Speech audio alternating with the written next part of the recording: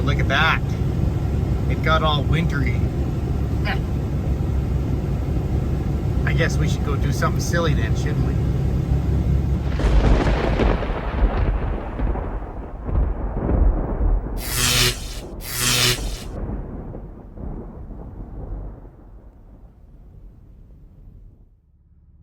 Well, I hope you all had a wonderful Christmas.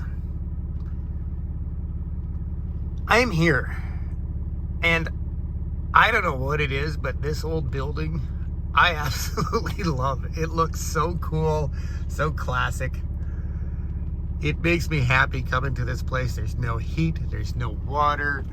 It is a little bit chilly. And I'm pretty sure you guys clicked on this video because you saw the thumbnail. You know what I'm about to pull out. And if you're just discovering the 12 builds of Christmas, what that's about is, as I'm moving into this shop, there's parts everywhere, and I'm just transferring over, not working on customers' vehicles anymore, doing my own builds. So I need to refresh my memory on all my own builds, and the best way to do that is pull each one in, throw all the parts on it so I can get more organized and make room around here so we can get busy in 2024. So I guess all that's left to do is open the doors and drag it out, hey?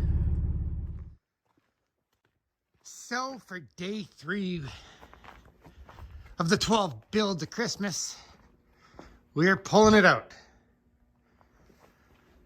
And it's full of parts. It was actually right to the roof. I've already emptied a bunch out before I filmed this. But we'll pull it outside. I'll empty some stuff out. Tell you about what the plan is here. If you watched the last video, you might have an idea.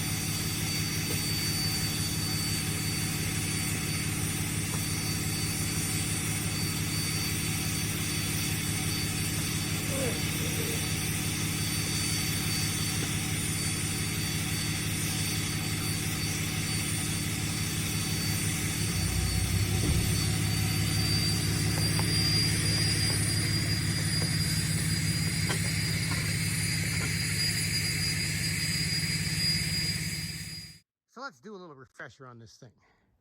This is my 1980 Chevy Blazer that has 3/4 ton diffs from a 78 Chevy pickup. We have a 12-inch super lift kit in it with the dual steering stabilizer from Superlift. There's the 3-inch body lift, so we have 15 inches of lift, and 45-inch Super Swamper SX2s. Those are 45 by 14.5 on 20s. And these are Moto Metal buckshots. See that? Shotguns. just because I like them. And I always wanted to build a monster, but once we got all the lift and I started doing the body lift, we encountered massive rust. Like really, really bad. This was all glued, there was a rubber floor mat all glued down, and I started picking away at it. And oh yeah, the floor is non-existent in this thing. So I had to stop and just think, what is the game plan? Because what I wanted to do was, I was hoping to do white and green on this thing, you know, with the green in the middle, white on the bottom, white on top, that classic look. But this build fell apart when I saw the rust. It's seen some serious off-road, this thing. And then that thing showed up. And this thing happens to be rust-free. It's already white. And what bothered me a lot about this was it just has a Dana 44 in the front. I really, really wanted a Dana 60. It seems that has a Dana 60 in it. So it just makes sense that if I want to make this spectacular, and I was already going to do some form of white, I guess we need to take everything out of the Monster Blazer and build a Monster Jimmy. So that's what the plan is today. I am going to try and do this one part at a time, like take one leaf spring out of this one out of that one, to go back and forth between them. I do see a couple of issues I might run into because this is a Dana 60. So I'm going to need longer bolts probably, because this setup looks messed up anyways. It's all crooked. There you go. I believe that's taller leaf stack on the Blazer. And with the 12-inch lift, that shackle is facing forward a lot. And there was a company, I think it was Do-It-Yourself 4x4 or Do-It-Yourself Off-Road, that made a bracket that had 3 different positions for your leaf spring for this hanger, so that you could move that shackle back to normal position. But it doesn't seem to be on their website anymore. So I got some figuring to do there, but for now, we're gonna get this lift kit swapped over. It's trying to snow out, so I'm gonna be doing it in the snow possibly. And we're using bubble wrap to save my knees. So let's make a monster and then pull it outside. Look at that. The instructions for the lift kit are still in it. And there's parts, little clips for the brake lines. There's the rear brake line. I think somewhere in this truck I have braided stainless lines for this lift kit too. And we have a fuel cell in the back, which is going to be needed for another day on the 12 builds of Christmas. For some reason I have a set of 4.3 V6 headers, and strangely there's a Vortec 4.3 sitting up in the pile. And that little beauty. That was supposed to be a 2JZ, turned out to be a 1JZ, but it doesn't mean it's no good. That's a whole lot of fun that we need to stick in something. Now I need to round up those big blocks, those insanely heavy blocks that I've been using since I was 15 years old to do lift kits. But first, we have to go shopping in the yard. We need some stuff. So let's go get the tractor. Well, it's pretty cold out, but let's hope we can get lucky.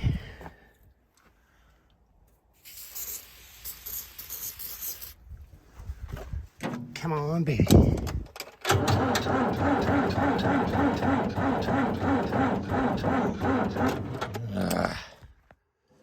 Come on, I'm almost out of starter fluid.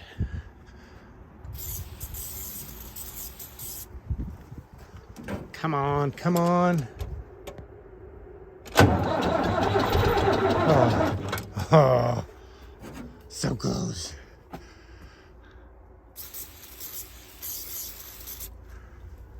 I think I got one more squirt and we're done.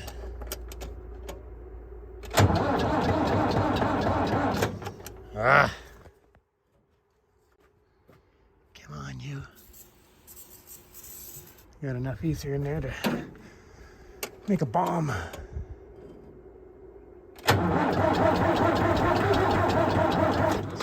Ooh, it wants to go.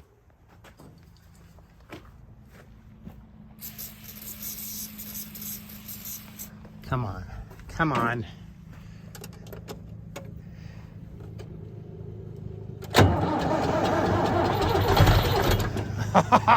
It's making me crazy. The battery's full. The battery charger says it's full. Got more starter fluid than I thought.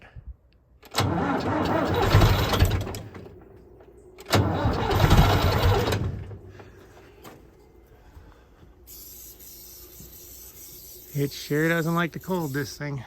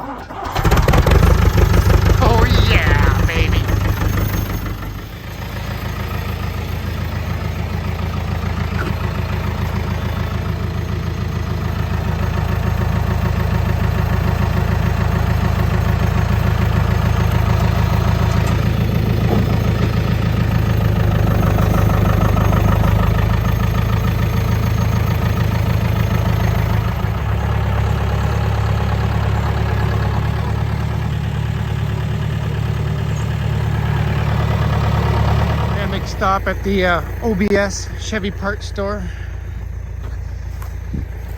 Oh yeah, we got 4. We're gonna need those. Look at that, got another Blazer. All right, let's load those up. Those are Eagle alloy center caps. You can't buy those anymore, and I've been looking for a set for years because I have a set of Eagle wheels without center caps. Spectacular. Now we gotta head over to the square body Chevy parts store. See anything down there that interests you guys? This is so much fun. This is one of the square body parts stores. I'm looking for a set of leaf springs in here somewhere. Where did I put them? No, I don't see them. They gotta be at the other store maybe. I have to go on a parts hunt. That's the big block store. All right, I gotta wander around. Ooh, hey, maybe this Ford has my Chevy parts. Another big block.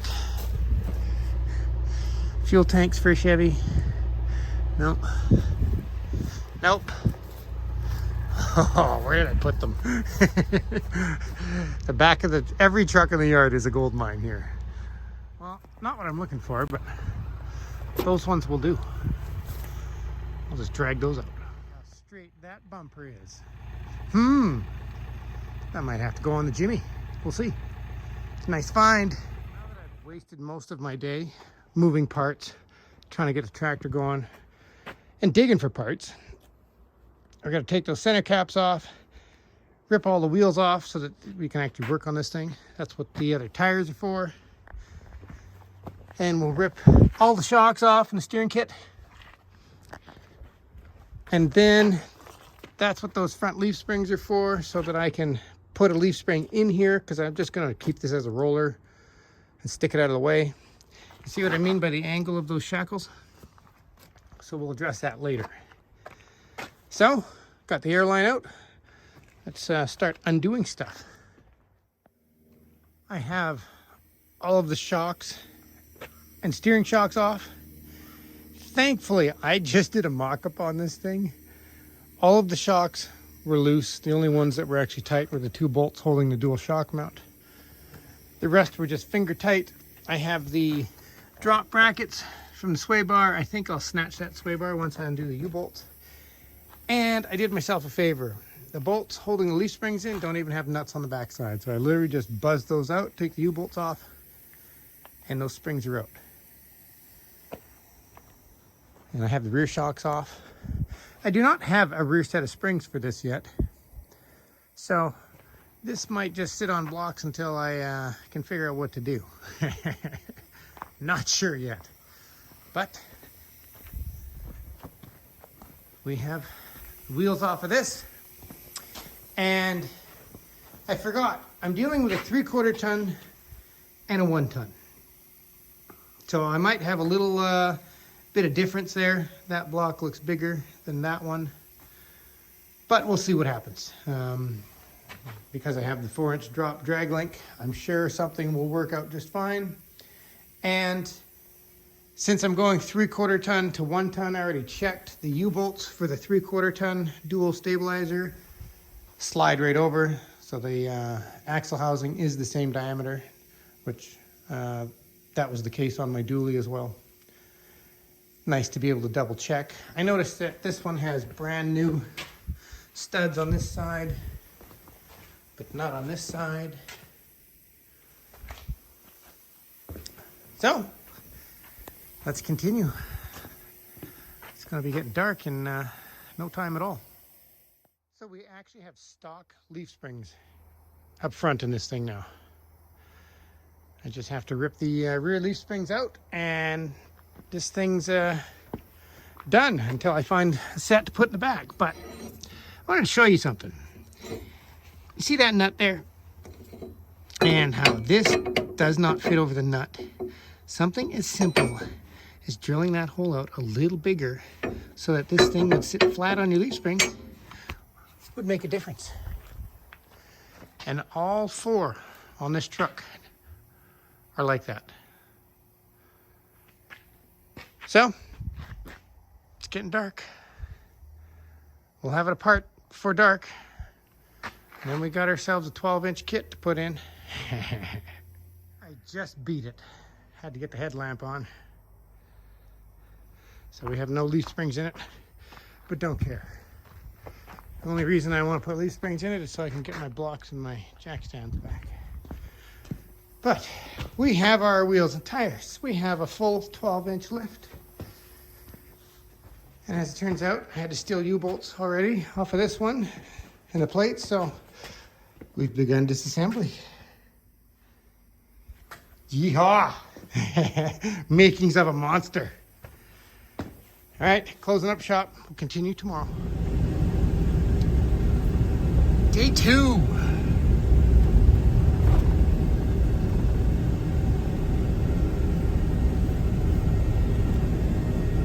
Well, it's still sitting there. It didn't go away yet. Don't worry, I'm not getting rid of that. I'm just making it a roller, putting it out of the way for now, and figure out what I want to do with that later. But let's get the shop open and get this lift kit going. So my plan of pulling one leaf spring out of this one and one out of the other one became a race against the clock because it was getting dark. So I just ripped it all out, and now we got to rip all this out, swap it. We got a 220 heater going just to take the edge off a little bit. And one thing I forgot to mention in my video about why I was closing the shop is my insurance on the shop has almost tripled, and I have to have 3 policies. I can't remember if I mentioned that, but they want me to have a policy to cover the millions of dollars in airplanes next door. I have to have a policy for my own vehicles and a policy for my customers' vehicles. But not only that, in order for me to qualify for insurance this year, my insurance company wants to know what type of parts are we installing on vehicles. If we're putting anything used back on the vehicle, like if you put a set of used brake pads back on a vehicle, they want to know, and it's going to affect the price of my insurance. They also want to know, are we working on race cars, installing any parts that should not be allowed on the road, so that they can charge me more. So yeah, that's not working for me. You guys can shove it. You're goddamn right, we're installing race parts. So let's get busy. So this is the setup I'm doing by myself to do this, because I don't recommend doing this by yourself. But I have 2 jacks so that I can lower the diff. I have jack stand under each side just in case things go funky on me and they need to hold the diff up. At the rotors, I have my jack stands on blocks so that it'll hold the frame in the truck up when I drop the front diff and pull the leaf springs out, and a couple of extra jacks under the frame back there. Oh yeah, and one underneath where the drive shaft connects, because that's where the weight, the diff's going to want to roll back, and we'll see how that works. Normally I get someone to help me, but you know, it's Christmas, everybody's busy.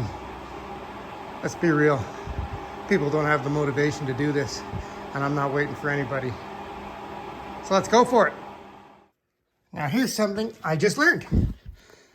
This leaf spring pad on the 1-ton Dana 60 diff is about 1 inch taller than it is on a 3/4 ton diff, because this is the U-bolts I was using on a 3/4 ton diff on the Monster Blazer, and they don't reach anymore. So that means I'm going to be 1 inch higher in the front end, and we'll have to make the back end work somehow.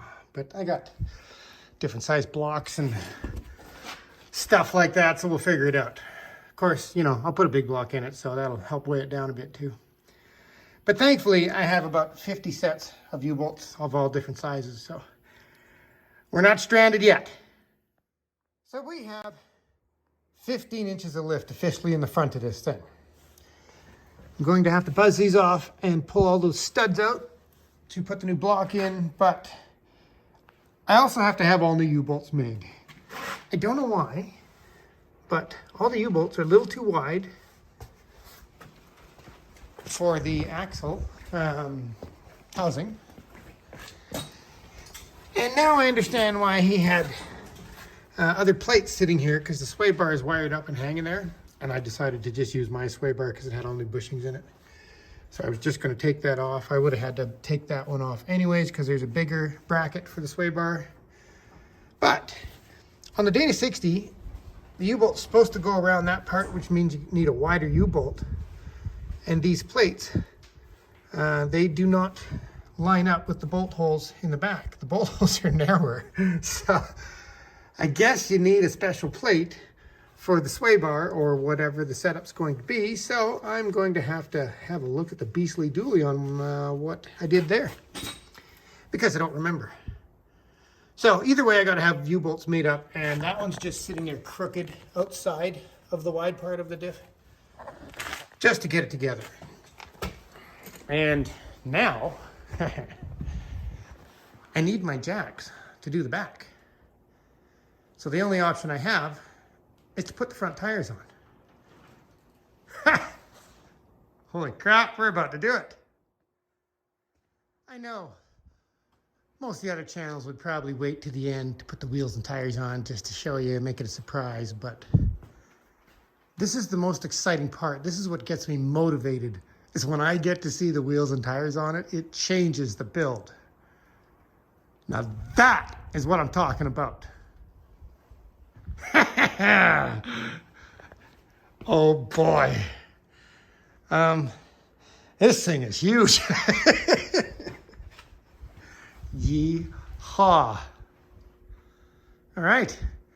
See if we can get this back end done, because we're just doing mock-up. That's why I'm not worried about the U-bolts and steering, and that way I know what I need to buy. And I never thought about it, but it's a good thing all the gearing's out, because obviously I'm going to have to change the gearing anyways. So let's continue so we can get it outside.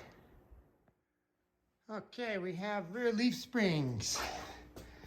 And I started drilling out the center hole in that plate, and wouldn't you know it, my drill crapped out. So we have plates on with the holes not drilled. But I had to go with the small blocks that originally came to lift. I put those ones in the last time because it sat too low in the back end, and now we have the shackle flip kit. So now I think it's going to sit too high in the back end.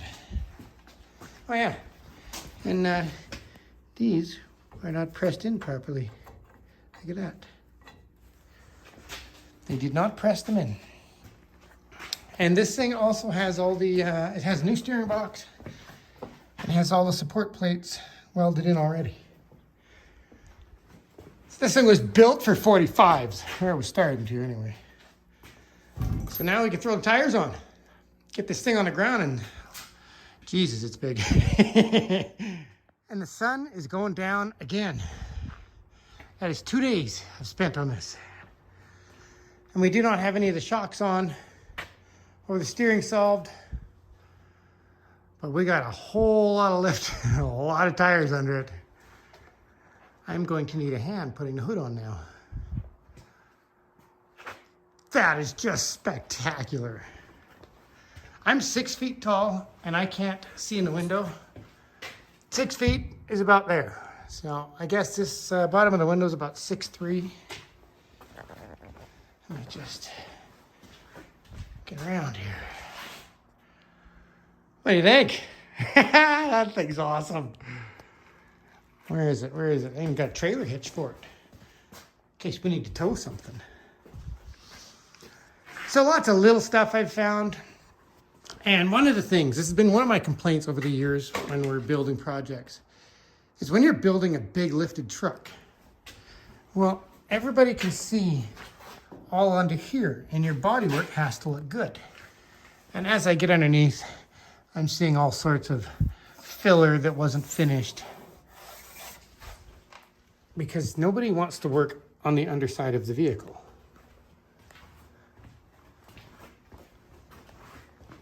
But you have to when you're doing a truck like this. And one of the things is here, I can see right in that door line, when you look at the body line, there's a little wow in the line.